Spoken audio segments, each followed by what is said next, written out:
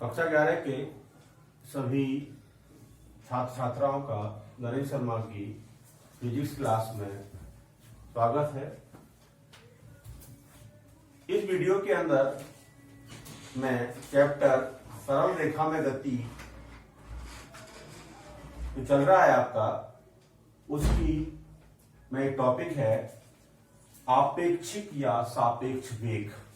आपेक्षिक या सापेक्ष वेग मतलब कि रिलेटिव वेलोसिटी। कभी आपने देखा है कि आप ट्रेन में बैठे हैं और एक ट्रेन वहां से आपके साथ साथ उसी दिशा में चल रही है, तो वो सामने वाली ट्रेन आपको अपनी ट्रेन के सापेक्ष स्थिर प्रतीत होती है।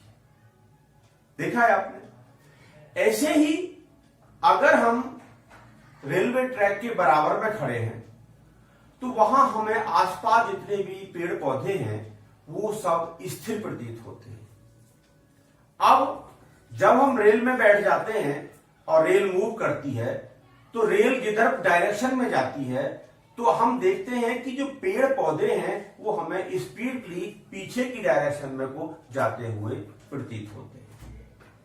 ऐसा जो होता है, ये इसका कभी समझने की कोशिश की आपने कि या एक रेलवे ट्रैक पर आप एक ट्रेन में दौड़ रहे हैं, एक ट्रेन जा रही है इधर साइड में, उसके सामने से एक दूसरी ट्रेन आ रही है, उसकी स्पीड भले ही ज्यादा है परंतु हमें अपनी स्पीड ज्यादा लगेगी अपनी ट्रेन की। ऐसा जो होता है वो रिलेटिव वेलोसिटी के थ्रू होता है, मतलब कि आपेक्षिक वेग के उसमें होता है। तो अगर हम दो वस्तु लेते हैं ए और बी, वो एक ही दिशा में या विपरीत दिशा में गति कर रही है एक सरल रेखा के अंदर, तो उन दोनों वस्तुओं के वेगों का कंपेयर करना ही रिलेटिव वेलोसिटी कहलाता है। मतलब तुलना करेंगे कि वस्तु ए का वेग वस्तु बी के सापेक्ष या वस्तु बी का वेग वस्तु ए के सापेक्ष, तो वो रिलेटिव वेलोसिटी हो जाएगी, सापेक्ष वेग हो जाएगा। तो उसकी डेफिनेशन को लिखने के लिए मैं डेफिनेशन लिखी है कि किसी एक वस्तु का, कोई एक ऑब्जेक्ट है, किसी एक वस्तु का दूसरी वस्तु के सापेक्ष वेग, एक वस्तु का दूसरी वस्तु के सापेक्ष वेग क्या होगा? पहली वस्तु की इस दूसरी वस्तु की पहली वस्तु की दूसरी वस्तु के सापेक्ष स्थिति में परिवर्तन, मतलब कि समय दर को के बराबर होता है। मतलब कि दो वस्तु हैं, उनमें से एक वस्तु का दूसरी वस्तु के सापेक्ष वेग लेना है, तो इसका मतलब क्या है कि पहली वस्तु की दूसरी वस्तु के सापेक्ष स्थिति में परिवर्तन की समय दर क्या कहलाती है? सापेक्ष वेग कहलाती है। अब इसको हम थोड़ा सा ड्राइव करना चाहते हैं, तो देखिए मैं एक फिगर बनाई है। इस फिगर के अंदर मैंने दो वस्तु ली है ए और बी। दो वस्तु आपको दिखाई दे रही है, एक ए है और एक बी है। ये आपका निर्देश तंत्र है, बता चुका था, एक फिक्स पॉइंट है जो मोशन को हमें बताएगा कि गति हो रही है, क्या हो रहा है। तो निर्देश तंत्र O है। अब t = 0 पर, t = 0 पर इसकी जो क्या कहते हैं पोजीशन है वो XA है, XA0। XA0 ए ऑब्जेक्ट की पोजीशन है with respect of point O, निर्देश बिंदु के सापेक्ष इसकी स्थिति XA0 है और इसका जो वेग है यहां ये VA है। अब इसी तरह से बी ऑब्जेक्ट है, जो बी वस्तु है, उसका स्थिति O के सापेक्ष जो स्थिति है वो XB0 है और वेलोसिटी उसकी VB है। अब समय गुजरता है, समय गुजरने के बाद समय की वैल्यू 0 से बढ़कर t हो जाती है, t = t देख रहे हैं। तो इसकी ये जो ऑब्जेक्ट था ये इसको मैंने A डैश से दे दिया है और ये जो ऑब्जेक्ट था ये B डैश से इंडिकेट कर दिया है। इस स्थिति में, इस स्थिति के अंदर A डैश की जो पोजीशन है विद रेस्पेक्ट टू O के सापेक्ष वो XAT है और B की जो पोजीशन है वो XBT है। अब देखिए A की पोजीशन में चेंज हुआ है, ए की पोजीशन में चेंज हुआ है, तो ए की पोजीशन में चेंज है उसको लेना चाहते हैं। देखिए t समय बाद वस्तु ए की स्थिति में परिवर्तन, change in the position of object A after time T.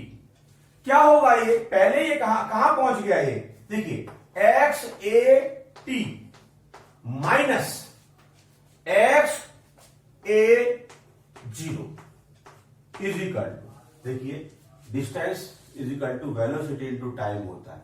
तो ये डिस्टेंस हो गया या चेंज हो गया, that is V A into T, that is equation number 1। दूरी बराबर 4 गुणा समय। इसी प्रकार वस्तु बी की टी समय बाद, वस्तु बी की समय मतलब टी समय के बाद, इसी प्रकार टी समय बाद इसी प्रकार समय टी समय बाद वस्तु बी की स्थिति में परिवर्तन। अब बी की स्थिति में परिवर्तन ले रहे हैं तो क्या होगा, x b t minus x b zero is equal to v b t. B की पोजीशन में आपने चेंज दे दिया टी समय में। इक्वेशन 2 में से इक्वेशन 1 को नेगलेक्ट कर दीजिए। समीकरण 2 में से समीकरण 1 को घटा देगा। 2 में से 1 को हम नेगलेक्ट कर रहे हैं, क्या होगा देखिए, तो क्या होगा, x b t minus x A t is equal to B B minus B a into t. Therefore v b minus B A is equal to x b. अगर इसको टी को हम टी की फल लेके चल रहे हैं, एक्स बी माइनस ये टी टाइम पर है, x B minus x A upon T. अतः बी बी ए वस्तु बी का वस्तु ए के सापेक्ष वेग, वस्तु बी का वस्तु ए के सापेक्ष वेग जो होगा x B minus x A upon T. Hence we can say V B A is equal to B B minus B A. इस तरह से हमने रिलेटिव वेलोसिटी निकाली। अब देखिए इसमें कुछ केस होंगे। केस फर्स्ट देखें। केस फर्स्ट, यदि वस्तु ए तथा बी एक ही दिशा में गतिशील है, एक ही दिशा में गतिशील है, दोनों वस्तुएं एक ही दिशा में गति कर रही हैं। देख सकते हैं ये ए ऑब्जेक्ट है, ये बी ए वेलोसिटी से मूव कर रहा है, और ये बी ऑब्जेक्ट है, ये बी वेलोसिटी से मूव कर रहा है, ये बी वेलोसिटी। ठीक है, अब ए के कंपेयर में बी की वेलोसिटी लेनी है हमें, तब वस्तु ए का बी के सापेक्ष वेग v a b is equal to v a minus b, अगर एक ही डायरेक्शन में वो मूव कर रहे हैं। अब कह रहा है कि अगर वो विपरीत डायरेक्शन में जा रहे हैं, के सेकंड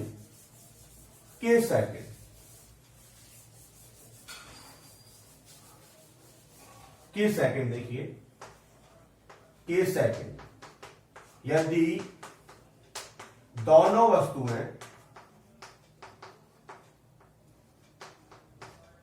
विपरीत दिशा में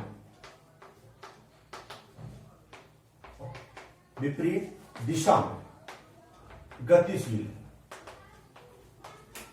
दोनों वस्तुएं विपरीत दिशा में गतिशील है।